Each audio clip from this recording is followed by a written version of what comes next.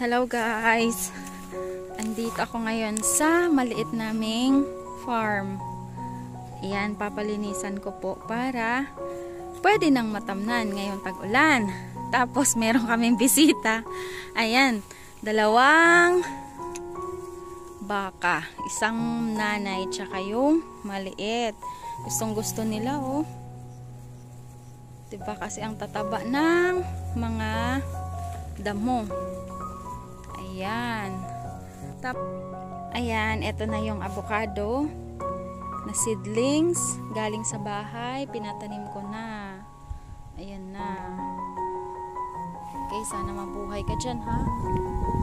Tapos ito pa yung isa ulit. Ayan. Meron pang isang puno. Napakahangin dito ngayon. Sariwang hangin. Napaka-fresh ng hangin. Tapos ayan ulit yung isa. Di bale mga 6 pa ito lahat.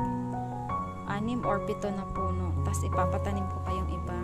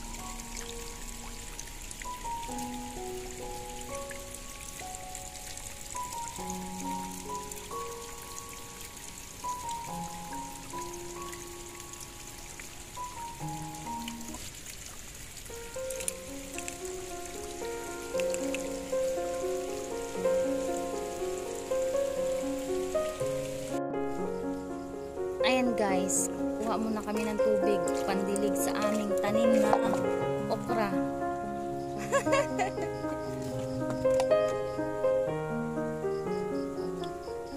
Matagal lang ng proseso pero wala kasing source ng tubig dito sa ano eh. Kaya ayan na.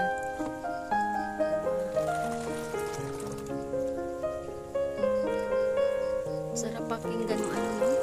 Lagas ng tubig.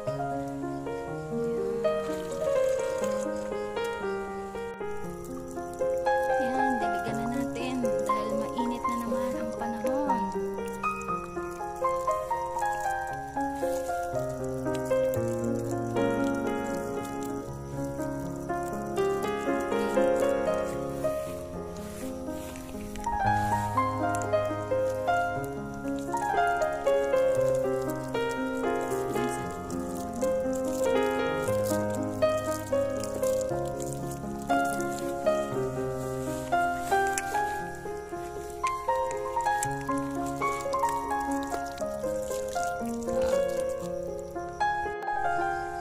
Meron din kaming gabi na itinanim oh.